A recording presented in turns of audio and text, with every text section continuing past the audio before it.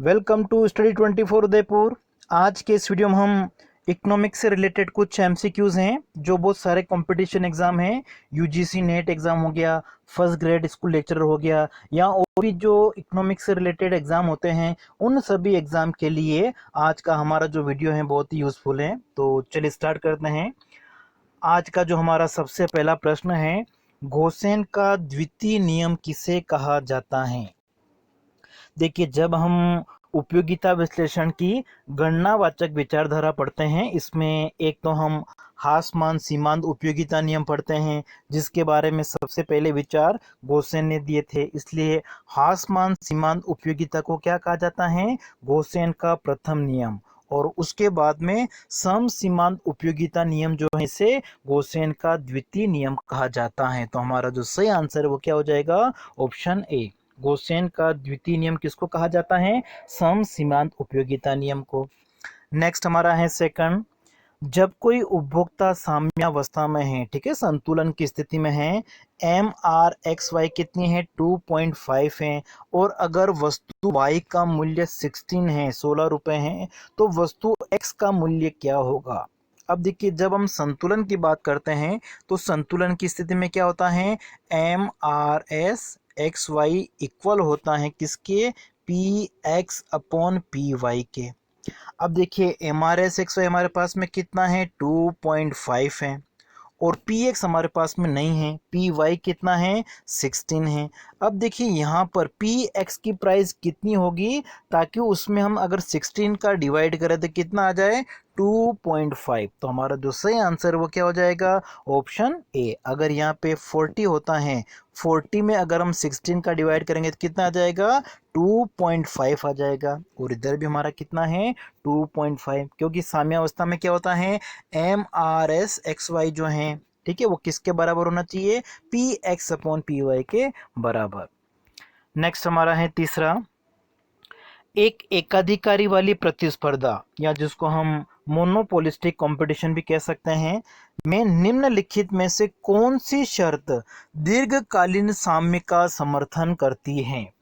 देखिए, जो monopolistic competition है, एकाधिकारी प्रतिस्पर्धा या एकाधिकृत प्रतियोगिता भी जिसको हम कह सकते हैं, तो दीर्घकाल में संतुलन के लिए क्या जरूरी है, सबसे पहला तो है कि जो मार्जिनल रेवेन्यू है वो मार्जिनल कॉस्ट के बराबर होने चाहिए। जैसे देखिए, ये हमारा एम आर कर्व होता है और ये हमारा होता है ए आर, और ये हमारा है मार्जिनल कॉस्ट कर्व है।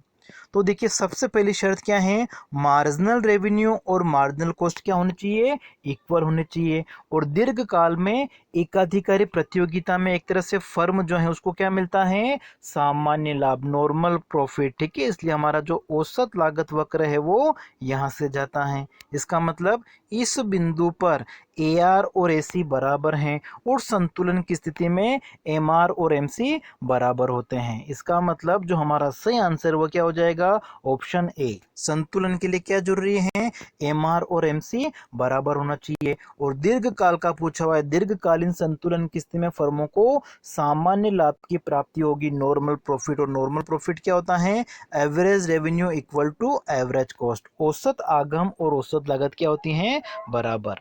नेक्स्ट हमारा है फोर्थ, पहली बार मूल्य निर्धारण में समय कारकों के महत्व को किसने स्पष्ट किया। देखिए, समय तत्व की अगर हम बात करते हैं तो कीमत निर्धारण में समय तत्व की जो सबसे पहली बात है वो किसके द्वारा की गई है, अल्फ्रेड मार्शल। अल्फ्रेड मार्शल की एक बुक आई थी 1890 में। बुक का नाम था, बहुत फेमस बुक है, द प्रिंसिपल्स ऑफ इकोनॉमिक्स। इस बुक में उन्होंने कीमत निर्धारण में समय तत्व का महत्व बताया था, और अति अल्पकाल, अल्पकाल और दीर्घकाल के आधार पर कीमत निर्धारण में समय तत्व को उन्होंने महत्व दिया था, मांग और पूर्ति की शक्तियों के आधार पर। नेक्स्ट हमारा है पांचवा, हासमान प्रतिलाभ का नियम तब लागू होता है जब। देखिए, हासमान प्रतिलाभ की अगर हम बात करते हैं तो हासमान प्रतिलाभ की स्थिति में क्या होता है, जैसे परिवर्तनशील अनुपातों का नियम पढ़ते हैं तो प्रारंभिक अवस्था में तो क्या होता है, सीमांत उत्पादन बढ़ता है, इसलिए इसको हम क्या कहते हैं, बढ़ते प्रतिफल कहते हैं, बढ़ते प्रतिलाभ कह सकते हैं। उसके बाद में द्वितीय अवस्था में क्या होता है, जो ये सीमांत उत्पादन है वो घटने लग जाता है, जिसको क्या कहा जाता है, हासमान प्रतिफल कह सकते हैं या हासमान प्रतिलाभ कह सकते हैं। इसका मतलब जो सीमांत उत्पादन है वो क्या हो जाता है, गिरना प्रारंभ हो जाता है। और तृतीय अवस्था में सीमांत उत्पादन ऋणात्मक हो जाता है, इसलिए इसको ऋणात्मक प्रतिलाभ या ऋणात्मक प्रतिफल कहते हैं। तो यहाँ पर हमको पूछा हुआ है हासमान प्रतिलाभ का जो नियम है वो कब लागू होता है, जब सीमांत उत्पादन मार्जिनल प्रोडक्शन जो है वो घटने लग जाता है। अगर यहाँ पे हमको पूछा होता वर्धमान, ठीक है, तो उसमें क्या होता है, सीमांत उत्पादन बढ़ता है। और ऋणात्मक प्रतिलाभ पूछा होता है, इसका मतलब सीमांत उत्पादन क्या हो जाता है, ऋणात्मक। नेक्स्ट हमारा है सिक्स्थ, एजवर्थ डिओपोली मॉडल के संबंध में निम्नांकित कथनों पर विचार कीजिए। डिओपोली का जो मॉडल है, एजवर्थ का द्विआधिकारी मॉडल जिसको हम कह सकते हैं, इसमें प्रतिस्पर्धी का उत्पाद निर्णय दिया गया माना गया है, फिर इसमें प्रतिस्पर्धी के मूल्य निर्णय को दिया गया माना गया है, और तीसरा है यह मूल्य कठोरता की व्याख्या करता है। देखिए मुख्य रूप से द्विआधिकार का जो डिओपोली मॉडल है वो कुर्नो के द्वारा जो विचार दिए गए हैं, या कुर्नो का जो मॉडल है अल्पाधिकार का, उसकी आलोचना के ऊपर आधारित है। और एजवर्थ का क्या मानना है कि जो प्रतिद्वंदी है उसका उत्पादन नीति या जो कीमत नीति है वो वर्तमान स्तर पर एक तरह से वो क्या रखते हैं, स्थिर रखते हैं। मतलब कह सकते हैं हम कि वो इसमें उत्पादन और कीमत दोनों को एक तरह से क्या माना गया है, स्थिर माना गया है, दोनों को दिया हुआ माना गया। मतलब हमारा पहला और दूसरा कथन दोनों सही है, इसलिए हमारा जो सही आंसर वो क्या हो जाएगा, ऑप्शन बी। नेक्स्ट हमारा है सेवंथ, सार्वजनिक वस्तु पब्लिक गुड्स की विशेषता होती हैं। ठीक है, सार्वजनिक वस्तु की अगर हम बात करें, पब्लिक गुड किसे कहा जाता है, उसकी कौन कौन सी विशेषताएं होती हैं। तो सबसे पहला इसमें है सामूहिक उपभोग की जो सार्वजनिक वस्तु होती हैं उसका सभी लोगों के द्वारा उपभोग किया जा सकता है, सामूहिक उपभोग की बात सही है।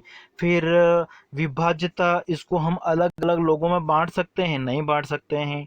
बहिर्वेशन नहीं किया जा सकता है, मतलब किसी भी व्यक्ति को जो सार्वजनिक वस्तु हैं, जो व्यक्ति उस वस्तु के लिए भुगतान नहीं करता है उसको भी उपभोग से वंचित नहीं किया जा सकता है। तो ये भी हमारा सही है कि बहिर्वेशन इसमें नहीं किया जा सकता है। और सार्वजनिक वस्तु का जो उपभोग है वो प्रतिस्पर्धी उपभोग नहीं होता है, कैसा होता है, गैर प्रतिस्पर्धी होता है। इसका मतलब सार्वजनिक वस्तुओं की दो विशेषता है, एक तो ये सामूहिक उपभोग वाली होती हैं और इसका बहिर्वेशन नहीं किया जा सकता। मतलब जो व्यक्ति इसका भुगतान नहीं करता इसके लिए उसको भी उसके उपभोग से वंचित नहीं किया जा सकता है। जैसे हम राष्ट्रीय सुरक्षा की अगर आप बात करते हैं तो कुछ लोग इसके लिए भुगतान करते हैं, लेकिन राष्ट्रीय सुरक्षा जो है वो देश के सभी नागरिकों को मिलती है। तो हमारा जो सही आंसर वो क्या हो जाएगा, पहला और दूसरा सही है। ठीक है, तो सॉरी, पहला एक तो सामूहिक उपभोग और दूसरा बहिर्वेशन, पहला और तीसरा सही है। ठीक है, इसलिए हमारा सही आंसर क्या हो जाएगा, ऑप्शन बी। नेक्स्ट हमारा है आठवां, निम्नांकित में से कौन बाजार विफलता का कारण है। ठीक है, बाजार विफलता का मतलब क्या हो गया कि जो मांग और पूर्ति की शक्तियां हैं उसके आधार पर बाजार अगर सफल नहीं हो पाता है। तो बाजार विफलता का कारण क्या होता है, एक तो होता है एक्सटर्नलिटीज, जो बाहिताएं होती हैं उसकी वजह से बाजार विफल हो सकता है। दूसरा जो सूचनाएं हैं, आधी अधूरी सूचनाएं होती हैं, सूचना की असमितता हम कह सकते हैं, अगर पूर्ण रूप से सूचनाएं उपलब्ध नहीं होती हैं तो भी बाजार विफल हो जाता है। मतलब मांग और पूर्ति की जो शक्तियां होती है वो क्रियाशील नहीं होती, इसके आधार पर जो कीमत का निर्धारण होता है वो सही से नहीं हो पाता है। तो बाजार विफलता कारण ये भी है। और तीसरा है पूर्ण प्रतिस्पर्धा, ये गलत है कि पूर्ण प्रतिस्पर्धा की स्थिति में तो क्या होता है, बाजार सफल हो जाता है। जब एकाधिकार होता है या एकाधिकारी प्रतिस्पर्धा है तो उसमें बाजार विफल होता है। तो पूर्ण प्रतिस्पर्धा में बाजार विफल नहीं होता है, मतलब मांग और पूर्ति की शक्तियों के आधार पर इसमें कीमत का निर्धारण हो जाता है। तो बाजार विफलता का कारण क्या है? दोनों, एक तो है एक्सटर्नलिटीज हैं, बाह्यताएं हैं, और दूसरा एसिमेट्रिक ऑफ इंफॉर्मेशन, जो सूचनाएं हैं उसकी असममितता, अधूरी अधूरी सूचनाएं हम कह सकते हैं। तो पहला और दूसरा सही है, इसलिए हमारा सही आंसर हो जाएगा ऑप्शन सी। नेक्स्ट हमारा है 9वां, परंपरावादी अर्थशास्त्रियों ने मजदूरी मूल्य लोचशीलता को मानते हुए इस बात पर बल दिया है कि मुद्रा मजदूरी और मूल्य में गिरावट से निम्न स्थिति पैदा हो सकती है। देखिए, जो परंपरावादी अर्थशास्त्री हैं, जो क्लासिकल इकोनॉमिक्स है, उनका क्या मानना था कि अगर अर्थव्यवस्था में बेरोजगारी है तो बेरोजगारी को दूर करने के लिए क्या करना चाहिए? जो मौद्रिक मजदूरी है उसमें एक तरह से कमी करनी चाहिए। मौद्रिक मजदूरी में कमी करके जो रोजगार का स्तर है उसको बढ़ाया जा सकता है। मूल्यों में गिरावट से रोजगार और उत्पादन का जो ऊंचा स्तर है वो प्राप्त किया जा सकता है। इसलिए हमारा सही आंसर क्या हो जाएगा? Option C. नेक्स्ट है 10वां, ब्याज अभिधारणा का परंपरावादी सिद्धांत। ठीक है, जो इंटरेस्ट का, ब्याज का क्लासिकल सिद्धांत है, उसमें बचत और निवेश दोनों निम्नलिखित में से किसके फलन है? ठीक है, ये हमको बताना है। तो देखिए, ब्याज की जो अभिधारणा है, परंपरावादी सिद्धांत जो हमारा, वो कहता है कि बचत और निवेश की जो संतुलन है, ठीक है, वो किसके आधार पर स्थापित होता है? ब्याज दर के आधार पर। अगर बचत और निवेश अर्थव्यवस्था में समान नहीं है तो दोनों में जो समानता है वो ब्याज दर में परिवर्तन के आधार पर ही निर्धारित होगी। इसलिए हमारा सही आंसर क्या हो जाएगा? Option D. जबकि प्रोफेसर किन्स ने क्या बताया? बचत और निवेश में जो समानता है वो आय स्तर में परिवर्तन के आधार पर निर्धारित होगी। यहाँ पे परंपरावादी पूछा हुआ है, तो परंपरावादियों के अनुसार बचत और निवेश में जो संतुलन है वो ब्याज दर में परिवर्तन के आधार पर होगा। नेक्स्ट है 11th, ड्यूजनबरी की सापेक्ष आय अवधारणा यह बताती है कि जैसे जैसे आय बढ़ती है वैसे वैसे उपभोग प्रकार्य वक्र ऊपर की ओर बढ़ जाता है। और इसलिए तो देखिए, ड्यूजनबरी की जो सापेक्ष आय परिकल्पना है, रिलेटिव इनकम हाइपोथेसिस, जो उनका क्या मानना था कि आय का स्तर बढ़ने के साथ में जो लोग हैं वो ऊंचे उपभोग फलन पर शिफ्ट हो जाते हैं। ठीक है, जैसे जैसे आय का स्तर बढ़ेगा तो लोग क्या होंगे? ऊंचे वाले उपभोग फलन पर शिफ्ट हो जाएंगे। लेकिन ऐसी स्थिति में जब आय में वापस कमी हो जाती है तो वो नीचे वाले जो उपभोग फलन है वहां पर नहीं आते। ठीक है, उसी के वो समानांतर उधर जाने की प्रवृत्ति रखते हैं। इसका मतलब ये हो गया कि वो अपने उपभोग स्तर में कमी नहीं करते आय में कमी होने पर भी। इसका मतलब ड्यूजनबरी जो है उनका क्या मानना था कि जो औसत उपभोग प्रवृत्ति है APC, वो सामान्यतः क्या होती हैं? स्थिर रहती हैं। इसलिए सही आंसर क्या हो जाएगा? Option C.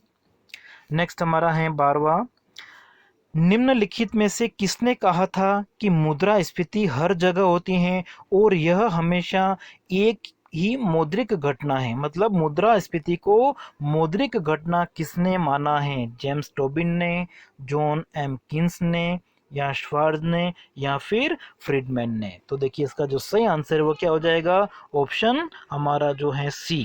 मिल्टन फ्रीडमैन का क्या मानना था कि मुद्रास्फीति एक तरह से क्या है? मॉनेटरी फिनोमिनन है, मौद्रिक घटना है। नेक्स्ट हमारा है 13th, त्वरित्र, या यहाँ पे एक तरह से आप ये समझ लीजिए त्वरक। ठीक है, त्वरक, एक्सीलरेटर जो होता है। तो त्वरक निम्नलिखित में से किससे निकट संबंध रखता है? तो देखिए, त्वरक जो है वो उपभोग और निवेश के बीच में संबंध को बताता है। तो यहाँ पे हमारे पास में प्रेरित निवेश दे रखा है, तो सही आंसर क्या हो जाएगा? Option D. देखिए, जब हम गुणक की अवधारणा पढ़ते हैं तो गुणक की अवधारणा क्या बताती है कि निवेश में परिवर्तन से आय में कितना परिवर्तन होता है। और जो त्वरक है, एक्सीलरेटर है, वो एक तरह से क्या बताता है? प्रेरित निवेश और उपभोग के बीच में संबंध को दर्शाता है। इसलिए हमारा जो सही आंसर हो जाएगा कि त्वरक की जो अवधारणा है वो प्रेरित निवेश के साथ में संबंधित है। नेक्स्ट हमारा है 14th, सूची 1 और सूची 2 को सुमेलित कीजिए और नीचे दिए गए कूटों में से सही उत्तर चुनिए। तो देखिए, तरलता जाल की अगर हम बात करें, लिक्विडिटी ट्रैप की बात करें, तो ये जो कंसेप्ट है वो किसने दिया था? प्रोफेसर JM किन्स ने। तो सबसे पहले क्या आना चाहिए? 4। उसके बाद में प्रदर्शन प्रभाव की अगर हम बात कर रहे हैं तो ये जो अवधारणा है हमारी सापेक्ष आय परिकल्पना है ड्यूजनबरी की, उससे रिलेटेड है। ठीक है, तो उसके बाद में हमारा क्या आना चाहिए, 3 आना चाहिए। फिर स्थायी आय परिकल्पना परमानेंट इनकम हाइपोथेसिस जो है वो किसकी है, मिल्टन फ्रीडमैन की है, तो फिर क्या आना चाहिए, 1।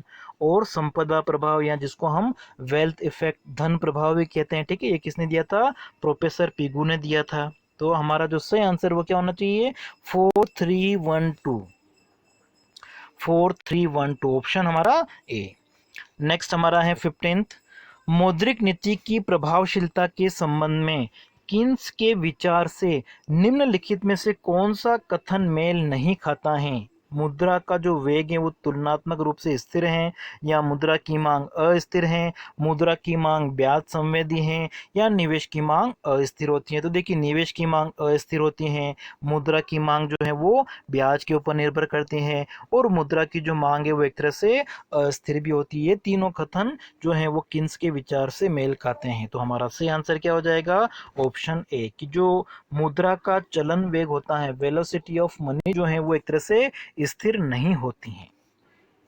नेक्स्ट है 16 हमारा, तुलनात्मक लाभ कंपैरेटिव एडवांस सिद्धांत के अनुसार निम्नलिखित स्थिति में अंतरराष्ट्रीय व्यापार नहीं होगा। देखिए अंतरराष्ट्रीय व्यापार का तुलनात्मक लागत सिद्धांत एक तो डेविड रिकार्डो के द्वारा दिया गया था, और बाद में 1930 के आसपास दिया था प्रोफेसर हेबरलर ने। तो देखिए प्रोफेसर हेबरलर जो है उनका क्या मानना था कि अंतरराष्ट्रीय व्यापार कब होता है, जब दोनों देशों की जो वस्तुओं की जो उत्पादन लागत है, दोनों वस्तुओं की हम जो बात कर रहे हैं उनकी अवसर लागत में अगर अंतर होगा तो इस स्थिति में क्या होगा, अंतरराष्ट्रीय व्यापार हो जाएगा। तो देखिए हमारे यहाँ पे पूछा हुआ है कि तुलनात्मक लाभ सिद्धांत के अनुसार निम्नलिखित स्थिति में अंतरराष्ट्रीय व्यापार नहीं होगा। तो जब दोनों देशों में दोनों ही उत्पादों की जो अवसर लागतें वो समान होती हैं तो अंतरराष्ट्रीय व्यापार नहीं होगा। अंतरराष्ट्रीय व्यापार के लिए क्या जरूरी है, दोनों ही वस्तुओं की जो अवसर लागतें वो दोनों ही देशों में क्या होने चाहिए,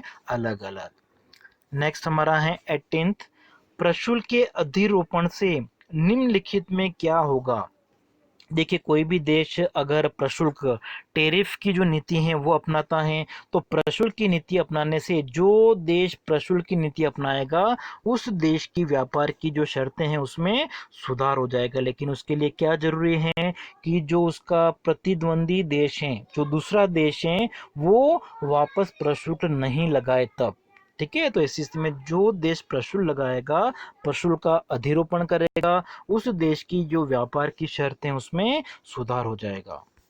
नेक्स्ट हमारा है, मुक्त विनिमय दर प्रणाली के अंतर्गत किसी राष्ट्र के भुगतान संतुलन खाते में कमी निम्न द्वारा स्वतः ही पूरी हो जाएगी। तो देखिए अगर किसी देश का जो भुगतान संतुलन का खाता है अगर वो घाटे की स्थिति में है और वहां पर जो विनिमय दर प्रणाली वो किस प्रकार की है, स्वतंत्र विनिमय दर प्रणाली है, तो ऐसी स्थिति में अगर उस देश की मुद्रा का मूल्य कम हो जाता है जिसको हम क्या कहते हैं, मुद्रा का मूल्यह्रास कहते हैं, तो उस देश की मुद्रा के मूल्यह्रास से ये कमी जो है वो पूरी हो जाएगी।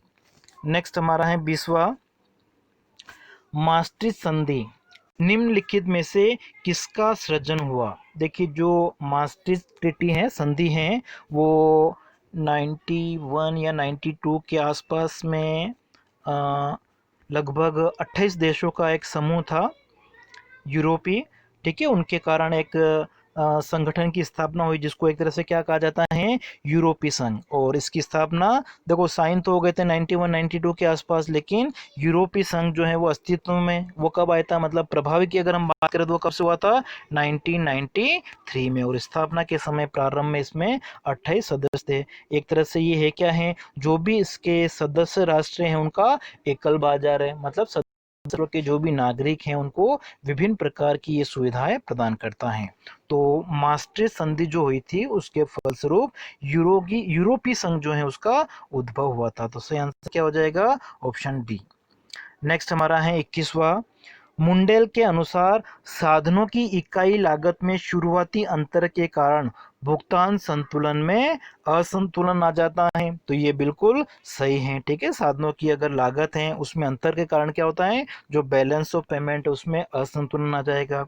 और तर्क क्या है इसके पीछे, वस्तुओं की निर्बाध आवाजाही से दो देशों के भुगतान संतुलन में होने वाला असंतुलन सही होगा। अब देखिए, पहला मुंडेल का जो कथन है वो तो सही है, ठीक है, लेकिन इसका जो कारण दे रखा है वो सही नहीं है कि वस्तुओं की जो निर्बाध आवाजाही से दोनों देशों का जो भुगतान संतुलन है वो होने वाला जो असंतुलन है वो सही नहीं हो सकता। पहला कथन, अभिकथन जो हमारा वो तो सही है, लेकिन तर्क जो है वो सही नहीं है। तो सही आंसर क्या हो जाएगा हमारा, ऑप्शन सी, जो ए अभिकथन है वो सही है, ठीक है, लेकिन जो कारण हमारा है वो एक तरह से क्या है, गलत।